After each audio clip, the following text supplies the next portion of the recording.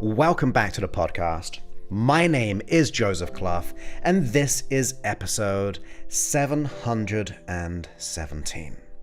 Now, in today's episode, we are talking about our fears, our worries, our doubts, the thoughts which keep us up in the night, that really hold us back, which dims our light, which causes us to play small. And ultimately, if we remain this way, we're going to live a life of regret. I mean, we've got to be real, right? What's the point of lying to ourselves and pretending and sedating ourselves from our dreams when they're there to be had? And those dreams are usually closer than we think, but because of that fear is in our way, it causes us to just hold back.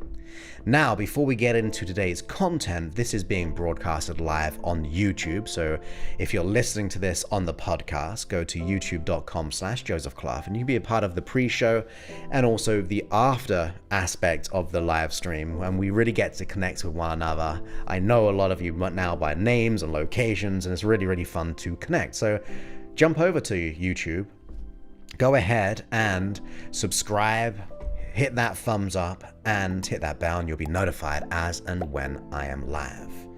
But with that, let's get into today's episode, which I really want us to understand. When our fear is holding us back, you have to equate it in your mind and contextualize it, or at least symbolically represent the energy of that fear. Because I know on the one hand, you have goals and you have dreams, you have ideals, you have maybe relationship ones, maybe you have career goals, maybe you have business goals. You want to step out and help people, or maybe you want to be a change maker. You want to be a practitioner of transformation. All of these things can be on our heart. They can be in our purpose, they can be in our mission, they can be in our ambition. But usually that fear is not only closer, not only bigger, but it causes us to not really see who we are in this world. So if you want to let go of your fear, you have to make this one thing bigger than the fear.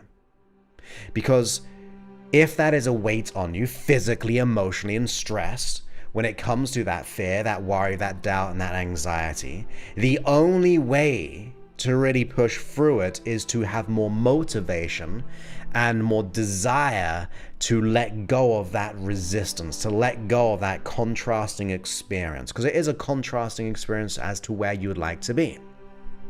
So my goal for you is to really notice exactly what you want out of life. And I'm saying, forget about other people right now. I find that people are very much such good-hearted, especially those who listen to this episode or this podcast and so on. They're very, very good-hearted, and it causes them to be people pleasers. It causes them to over-deliver because we're looking for some kind of validation of our own esteem. But I want you to put your own dreams first. I want you to consider your life as if you got to choose how it worked out. That you are the creator of your life. That you are the designer of your future. You have to look after your future self more than anything else. Because if you think about it in that way, that you are making decisions today to protect your future self. And that is in health, right? Because look, stress breaks the chain of good health. When we're stressed, it causes our physical body to not feel good. It can even take us out of the game. That's why a lot of people can experience things like migraines. They can experience things like IBS or chronic fatigue. All of these things can get in our way because our unconscious mind is saying, look, something's the matter here. So we don't want to prolong that pain any further. And you do not want to live in that regret any longer. So how do we do it? Well, we need to build in your purpose. We need to really dive deep into who you're going to be in this world. If you have fear, you need bigger purpose. And this is exactly why. If you have a crazy big purpose, and by purpose, it could be a mission, it could be a goal, it could be a dream, but once your goal is so big, once your purpose is undeniably true, once you are so looking at that purpose and you're going, this is a necessity to me, this is an absolute 100%, I've got to have it because this is my life, then fear cannot be in its place. Fear cannot be in your way because you're saying, but this is bigger than your fear. So make your dreams, make your goals, make your purpose, make your mission and ambition bigger than any fear you could imagine. And the reason being as well is because we dive deeper, and I've been talking about this for a while now. We dive deeper in such a way that if something is right, like morally right, we usually do the thing. Because not to do the moral thing is painful, right? We feel shame, we feel guilt. Now, what is the moral thing to do in your life? What is to live a good life, to have a meaning out of life? And I think that is, like, I've always thought, like, the meaning of life is to get meaning from life, right? To live that life of meaningfulness in what you do and who you are, how you interact, how you use your time, and all those types of things. So once you make it a moral obligation that you have to get this goal, you have to get this dream because it's so special to you, it's on your heart, it's in your mind, it's in your focus, you're living and breathing it, that moral obligation of living your best life, fear cannot be in that way. You see, the only reason the fear is there because you lack belief in either yourself, the ability to get it, or an external belief about the world around you. And it could be things like, well, money is the root of all evil. That's like an example of an external limiting belief. Like, it's not necessarily about you, it's about something external, that money external is the root of all evil, or to get money, it has to be a struggle. It's very much an external thing compared to, like, I'm not enough, I am not worthy. That's an identification of ourselves. The only reason that fear exists because it's attached to those beliefs and values that we hold nearest and dearest, whether it be true or not. Because those limiting beliefs and those limiting values are not very nice, but we can understand that they're trying to protect us, and that is why your unconscious mind gives you the fear to stay the same. The fear of stepping outside of your comfort zone, the fear of what may happen, the fear of rejection, the fear of hurt, the fear of looking silly, the fear of not being enough, or the fear of rejection. I'm not sure if I said any of those twice there, but if not, sometimes we've got to say it twice. The fear of getting help. All of those things only can be in existence if we have a limiting belief about ourselves or about an external situation. So we must then build into our mission. Because if you think of the stories that you maybe have read, or the books that you've really kind of dived into, like in a novel way, in a non-fiction way, or the movies you watch, there's always that place when it's against the odds. But there's that moral obligation to do the right thing. So really get into your mind, what is your mission here? What is your goal? And it doesn't have to be crazy big. It doesn't have to be like changing the world. Sometimes changing the world is being the best version of you. And that is, to me, is so meaningful. So think about your mission. Think about your ambition. Think about your goals and your dreams, your purpose. And as you think about those purposes that you have, when you think about the dreams, the goals, and all those types of like wonderful things that you can create in your mind, that it makes you kind of go, this is what I want. Build then into the why. Because if we have a goal and dream, we need to have leverage. We need to have reasons ultimately. And it's said over and over again way too much in a very convoluted way, in a way that isn't like just kind of feel good words. And I don't want us just to have feel good words. I want you to really be real about this. If you think of your goal and dream, you see, if I have a goal and dream, I'm going to figure out all the reasons why that is important to me. All the reasons. When I go into the reasons, and it could be good and bad in terms of two choices. I have reasons for staying the same and I have reasons for changing. Well, one of the reasons as to why I want to change is because I don't want to live another day with this fear, this anxiety, this imposter syndrome. That's an away from kind of reason, right? That's like trying to get out of pain. That is good for you to recognize. The more aware that you are of the costs, whether it be present or future costs, it should go, wow, I need to change. I'm not prepared to live in pain any longer. And now you realize you've got reasons. And then on top of that, you then go ahead and focus on the outcome of the dream or the mission or the goal that you have. What's that gonna get you? What's that contrasting experience? You got to come up with that list. You've got to really dive deep, and you should be doing this often as possible, because you're enlightening the path ahead of you. You see, once you are so bright in your mission, once you're so bright in your ambition and your goals and your vision and all those kind of things, well, that's bigger than your fear. That is going to allow you to see the world differently. You have two clear paths. One staying the same, which is fear, and the reasons. But now you have this other side. We've evened up the balance.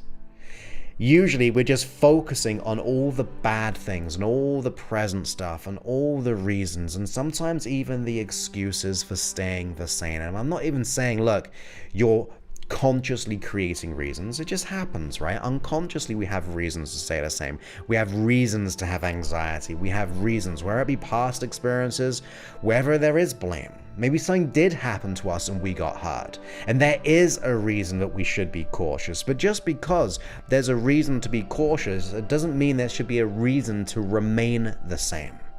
Even if we've gone through so much pain, even if we've gone through so many issues in our life, so many memories, so many stresses, or if we've been so hurt, it doesn't mean that we should validate those experiences by staying the same.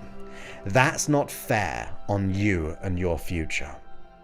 And I'm not saying it's easy, by the way, because that's the other thing. It's really, really easy. I mean, if we're doing it by ourselves, it's going to take time. But anything worth good can take time. It's special. Your life is special. You are special. You are unique. Because the world is a subjective reality. In other words, you are seeing the world subjectively through your lens. And that means it must be important, because you are almost like the center of your world, because that is where you are perceiving your reality around you. So you want to be able to put as much energy, as much momentum, as much expansion in the reasons and the values and all the things that you will get from the outcome that will cause that to be bigger than your fear. That creates, as I was saying right near the beginning, the moral obligation. We don't tend to have that moral obligation about our own future. We have it about other people. We want to be able to protect people's rights. We want to be able to kind of help people when they're in need. We want to be able to support people. But sometimes we forget and neglect who we are as a person. And you need to build in to that reason as to why it is of necessity, why it's that moral obligation, and that means fear is nothing. You'll look in the eyes of fear and go, it doesn't matter. I'm on course, I'm on path. When you get that fear, you're going to go, I'm going to learn from this. When that challenge happens, you go, how can I go through this and get better because of it? Because you know on the other side of that fear is that goal and that dream that you truly desire. And then you get that alignment. I really imagine it as if it is like these weighing scales. On the one hand, we have the fear. Well, we need to have the contrary thoughts. We have to have the contrary feelings. We have to have the balance, and then over the balance to make the goal and the dream one that allows us to shine, that allows us to be the person that we want to be. That's what we got to do. So ask yourself, do you really take the time to cultivate that? I cannot answer that question for you. I don't know if you're watching or looking at your dreams every single day. I don't even know if you know why you want what you want, because most of the time we like the ideal of what we want, but we don't really understand what it will give us. A lot of people say to me, Joseph, I want money. And I say, that's good and great, but why do you want money? And they're like, well, of course, we all want money. Of course we want money. But why do you want money?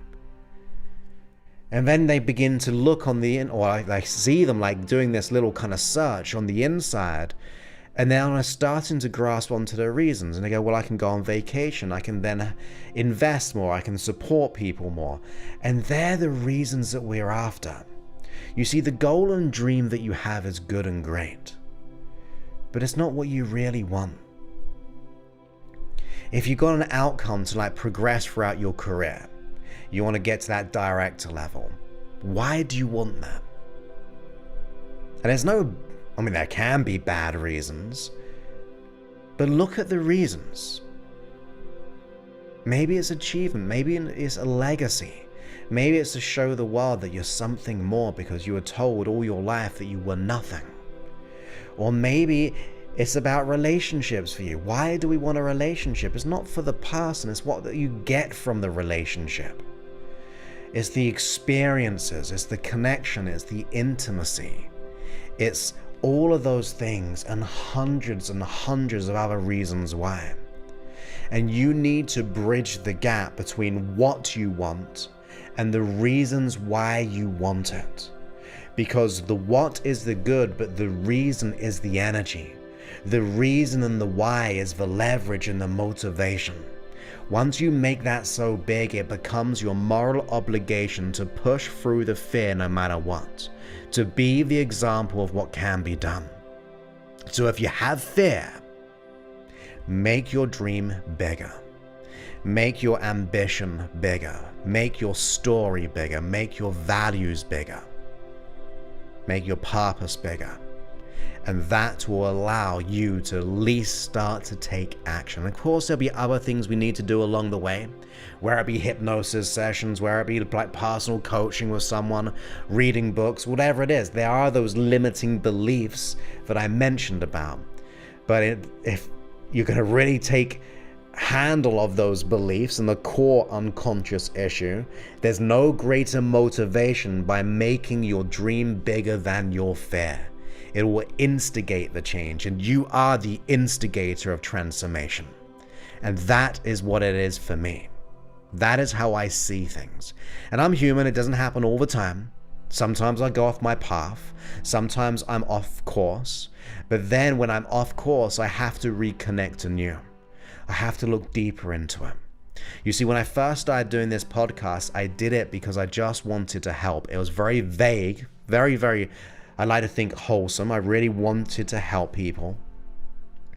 But then I wanted to go deeper into it. I wanted to be able to help more, create better quality content. I wanted to be able to try to support people in a way that when they didn't have access to anything, they had access to something like this.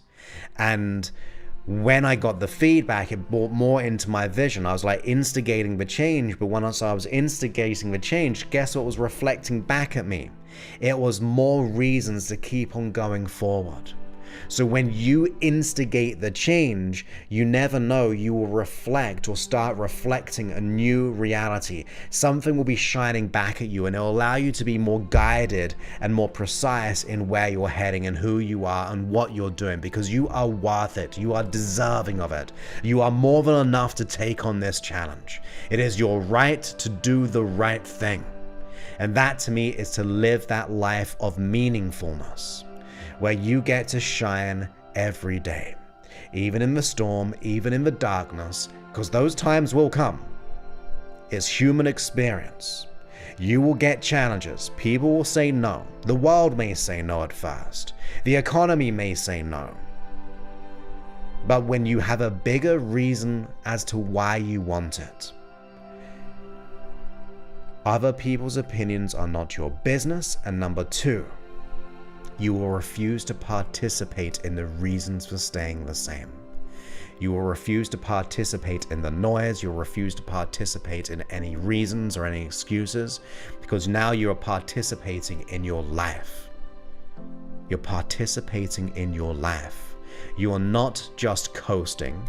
You're not just the passenger. You are the driving force to your desires. You're the driving force to that life of meaning. And to me, that is the most beautiful thing, the awakening. Because usually once we have that pain, we have that stress, it awakens us to something. So if you're in pain right now, if you're in that emotional turmoil, if you're in that kind of mist and you don't see a way out right now, realize that this could be your awakening point. This could be the reason as to why you're about to go on the biggest journey of your life. Because that pain is just leading you to wake up from the sedation of life. Sometimes that has to happen. Not for everyone. But I like to think, allow my pain to be my instigator. And that means when I think of all the reasons why, and I think of all the fear that is getting in my way, I'm using that fear as leverage to go, this is why I'm going to change today. I'm going to use it to my advantage. I'm going to use it because on the other side of that fear, that contrasting experience is going to allow me to wake up. It's going to allow me to awaken to something more than I ever thought I was. But we didn't know it was possible until we made that decision. So let's get to work. Let's do what has to be done.